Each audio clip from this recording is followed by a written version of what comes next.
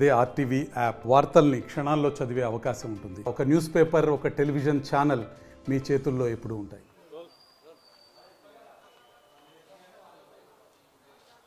తెలంగాణ రాష్ట్రంలో పార్లమెంట్ ఎన్నికలు సమీపిస్తున్న కొద్దీ వాడి వేడి చర్చ అయితే నడుస్తూ ఉంది. అభ్యర్థుల కసరత్తు ఏదైతే కాంగ్రెస్ పార్టీ చేస్తూ ఉన్న నేపథ్యంలో అటు 9 మందికి సంబంధించి సింగిల్ డిజిట్ తోటి పేర్లు కేంద్ర పార్టీకి పంపడం జరిగింది. దీనిపైన మనతో మాట్లాడడానికి స్టేషన్ గన్పూర్ నియోజకవర్గానికి చెందినటువంటి వాళ్ళ కాంగ్రెస్ పార్టీకి చెందిన లీడర్స్ ప్రస్తుతం మనతో ఉన్నారు. Warangal parliament SC reserved parliament, దీనికి సంబంధించి అసలు ఏంటి, అసలు కాంగ్రెస్ పార్టీలో ఏం జరుగుతుంది అనే విషయాన్ని అడిగి తెలుసుకుందాం. చెప్పండి, అసలు కాంగ్రెస్ పార్టీలో ఏం జరుగుతుంది? ఇప్పటికే ఏదైతే రాష్ట్ర పార్టీ రేవంత్ రెడ్డి సమక్షంలో తొమ్మిది పార్లమెంటు నియోజకవర్గాలకు సంబంధించి సింగిల్ డిజిట్ తోటి కేంద్రానికి పంపడం జరిగింది పేర్లు. సో ఎలా చూస్తారు దీన్ని, ఏ విధంగా అది చూస్తారు మీరు? వరంగల్ పార్లమెంట్కి వచ్చేసి 2 అభ్యర్థులు పేర్లు వెళ్ళినట్టు తెలిసింది. మాకు స్టేషన్ గన్పూర్కి వచ్చేసి దాదాపు 15 ఏళ్ళ నుంచి ఎమ్మెల్యే లేడు. కనీసం పార్టీకి దాదాపు 2014లో 30,000 ఓట్లు వచ్చినాయి. మొన్న 2024లో 23లో జరిగిన ఎలక్షన్లో 95,000 ఓట్లు వచ్చి మేము కేవలం 3,000 ఓట్లతోని ఒక పెద్ద మనిషి కడియారి చేతిలో పరాజయం చెందడం జరిగింది. 95,000 ఓట్లు వచ్చినా మేము ఎమ్మెల్యేగా గెలవలేకపోయినాం. మాకు ఇక్కడ 15 సంవత్సరాల నుంచి ఎమ్మెల్యే లేడు. కావున మేము హైకమాండ్ను డిమాండ్ చేసేది ఏమిటంటే, మా స్టేషన్ గన్పూర్ చెందిన వాళ్లకు సింగపురం ఇందిరా గారికి ఇక్కడ ఎంపీ టికెట్ ఇస్తే మేము అవలీలగా గెలుస్తాం, మాకు కూడా ప్రజాప్రతినిధి ఉంటుందని మేము స్టేషన్ గన్పూర్ కార్యకర్తలంతా కూడా కోరుచున్నాం. ఇక్కడ స్టేషన్ గన్పూర్లో ఇందిరా పెద్ద ఎత్తున తిరిగి ఇక్కడ కాంగ్రెస్ పార్టీకి పునర్జీవనం ఇవ్వడం జరిగింది. కాబట్టి తప్పకుండా ఆమె అభ్యర్థిత్వాన్ని పరిశీలించాలని హైకమాండ్ను కోరడం జరుగుతూ ఉన్నది. ఎందుకు స్టేషన్ గన్పూర్లో కాంగ్రెస్ పార్టీ బలంగా ఉంది, క్యాడర్ బలంగా ఉంది, కేవలం నాయకురాలు ఎవరైతే అక్కడ పోటీ చేస్తున్నటువంటి అభ్యర్థి ఎన్నికలకే వస్తుందన్న ఒక ఏదైతే అభియోగం ఉంది, ఏ విధంగా చూడొచ్చు? అదంతా ప్రతిపక్షాలు సృష్టించినది. మాకు తెలుసు కదా, ఆమె ఎప్పుడు మాకు అండగా ఎల్లవేళలా ఉంది. అందరు కూడా ఎవరు కూడా ఎల్లవేళలా కాన్స్టిట్యూన్సీని పట్టుకొని ఉండరు. మళ్ళీ ఇట్లాంటి ఎలక్షన్లు వచ్చినప్పుడు అనేది తప్పుడు ప్రచారం. అది ఆమె ఎప్పుడు అందరికీ అందుబాటులో ఉంది, ఇప్పుడు కూడా అందుబాటులో ఉంది. మొన్న ఓడిపోయినా కూడా ప్రతిరోజు రావడం జరుగుతూ ఉన్నది. కాబట్టి రేపు ఎంపీ ఎలక్షన్లో కూడా ఆమెకి ఇచ్చి మాకు ప్రజాప్రతినిధిని ఇవ్వాలని మేము మా కాంగ్రెస్ పార్టీ తరఫున డిమాండ్ చేస్తున్నాం. చూడొచ్చు, ఇప్పటికే ఇండియా కూటమిలో భాగస్వాములైనటువంటి సిపిఐ పార్టీ కూడా వరంగల్ సీటు పైన, వరంగల్ పార్లమెంట్ పైన పట్టుబట్టింది. మీరు కాంగ్రెస్ కావాలంటున్నారు. నిజంగా కూడా అధిష్టానానికి ఈ విషయం తెలుసా? అసలు అధిష్టానం ఏ విధంగా ఆలోచిస్తుంది? ఇప్పుడు మేము అధిష్టానానికి తెలిసా తెలియదా మాకు తెలియదు. ఇప్పుడైతే మాకు రాష్ట్ర ప్రభుత్వం నుంచి వెళ్ళి 2 పేర్లు పోయినట్టుగా తెలుస్తుంది. ఒకటి దుంబాటి సామయ్య గారు, అలాగే సింగపురం ఇందిరా మేడం గారు పోయినట్టు తెలుస్తుంది. కానీ ఇప్పుడున్న పరిస్థితుల్లో వరంగల్ పార్లమెంట్లో మాదిగ సామాజిక వర్గం ఎక్కువ. అందులో వర్ధనపేట మొత్తం మాదిగ సామాజిక వర్గానికే ఫేవర్గా ఉంటుంది, గన్పూర్ కూడా మాదిగ సామాజిక వర్గానికే ఉంటుంది. కాబట్టి దగ్గర 7 నియోజకవర్గాలలో మినిమం ఎంత కాదన్నా 6-7 లక్షల మాదిగ సామాజిక వర్గం ఓట్లు ఉంటాయి. ప్లస్ మళ్ళీ మేడం గారు కూడా క్రిస్టియన్ సంస్థలకు కొన్ని అనుసంధానంగా కొన్ని సంస్థలలో పనిచేస్తుంది. కాబట్టి మేడం గారికి టికెట్ ఇస్తే, ఎందుకంటే గతంలో మేము ఒక 10-15 సంవత్సరాల క్రితం చూసుకుంటే మాకు 20,000 ఓట్లు పడ్డాయి గన్పూర్లో. అసలు దిక్కున్న నాయకుడు లేడు. ఇందిరా మేడం వచ్చిన కాడి నుంచి వెళ్ళి గతంలో 2018లో పోటీ చేస్తే 65,000 ఓట్లు పడ్డాయి. మొన్న 2023లో పోటీ చేస్తే 95,000 ఓట్లు పడ్డాయి. గన్పూర్లో స్టేషన్ గన్పూర్ నుంచి వెళ్ళి కాంగ్రెస్ పార్టీలో టికెట్ అడగాలంటేనే భయపడ్డారు.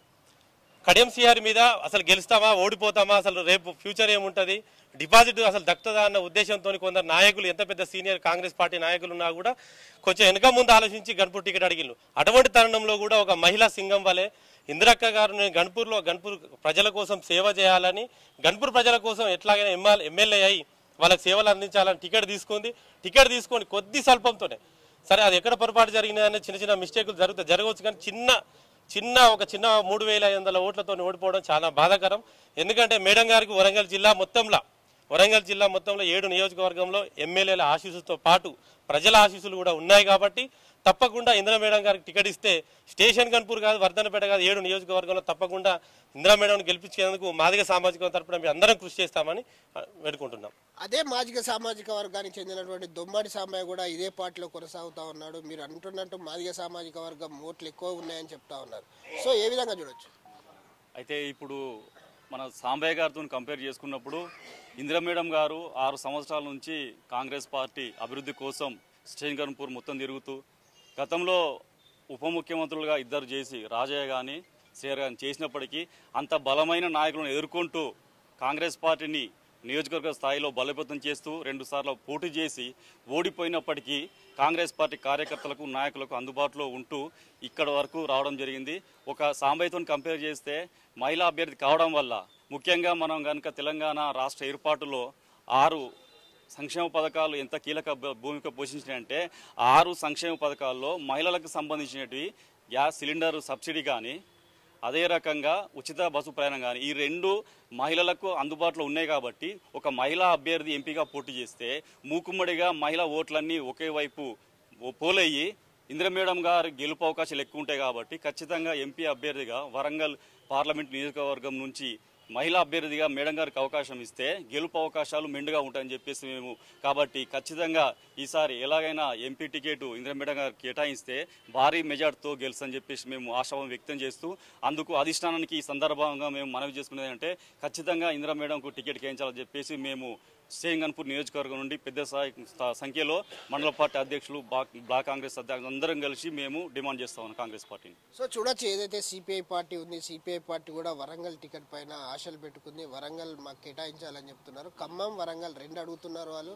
ఖమ్మంలో ఏదైతే పార్టీ అధిష్టానం ఏదైతే ఉన్నారో రాహుల్ గాంధీ కావచ్చు, ప్రియాంక గాంధీ కావచ్చు, సోనియా గాంధీని పోటీ చేయాలని చెప్పేసి రాష్ట్ర పార్టీ ఒత్తిడి చేస్తుంది వాళ్ళ మీద. సో అక్కడ కమ్యూనిస్టులకు అవకాశం లేనట్టే వరంగల్ మాత్రం పట్టుబడతా ఉన్నారు. ఒకవేళ కమ్యూనిస్టులకు కనుక కూటమిలో భాగంగా ఇక్కడ వస్తే సహకరిస్తారా? ఏ విధంగా ఉండదు?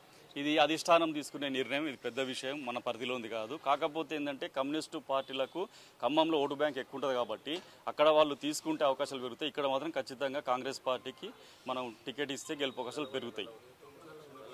నల్గొండ కానీ ఖమ్మంలో కానీ కమ్యూనిస్టుల కంచుకోటలు కాబట్టి అక్కడ కేటాయిస్తే మాత్రం అక్కడ కమ్యూనిస్టు అభ్యర్థి గెలిచినప్పటికీ కాంగ్రెస్ అలయన్స్ కాబట్టి అక్కడ వాళ్ళకి కేటాయిస్తూ ఇక్కడ మాత్రం వరంగల్ పార్లమెంటు స్థానం మాత్రం కాంగ్రెస్ పార్టీ మహిళా అభ్యర్థి అయిన సింగపూర్ ఇందిరా మేడం గారు కేటాయించని చెప్పేసి మేము డిమాండ్ చేస్తూ ఉన్నాం.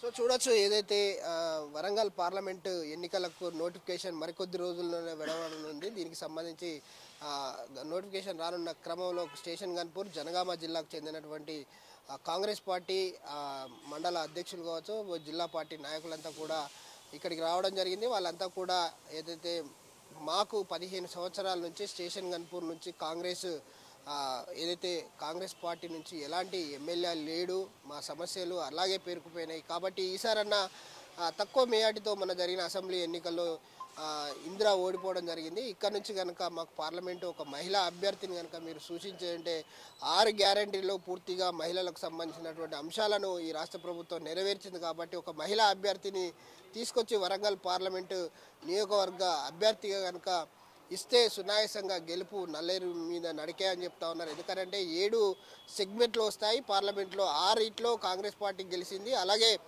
ఒక్క నియోజకవర్గం ఏదైతే స్టేషన్ గన్పూర్ ఉన్నదో స్టేషన్ గన్పూర్లో బీఆర్ఎస్ పార్టీ గెలవడం జరిగింది. సో ఇక్కడ అభ్యర్థి అయితే కాంగ్రెస్ పార్టీకి సంబంధించి అక్కడ నుంచి ఎక్కువ ఓట్ల సంఖ్య తెచ్చుకోవడంతో పాటు ఈ 6 నియోజకవర్గాలు కూడా కలిసి వస్తాయి. కాబట్టి ఏదైతే స్టేషన్ గన్పూర్ అభ్యర్థి ఇంద్రను వరంగల్ పార్లమెంట్ అభ్యర్థిగా చేయాలని చెప్పేసి అయితే వీళ్ళు ప్రధానంగా డిమాండ్ అయితే చేస్తూ ఉన్నారు. కెమెరామెన్ రాజుతో విజయసాగర్, RTV న్యూస్, వరంగల్. మరిన్ని వీడియోస్ కోసం ఛానల్ ని సబ్స్క్రైబ్ చేయండి. లేటెస్ట్ అప్డేట్స్ కోసం వాట్సాప్ ఛానల్ ని ఫాలో చేయండి. అండ్ లింక్ డిస్క్రిప్షన్ లో ఉంది.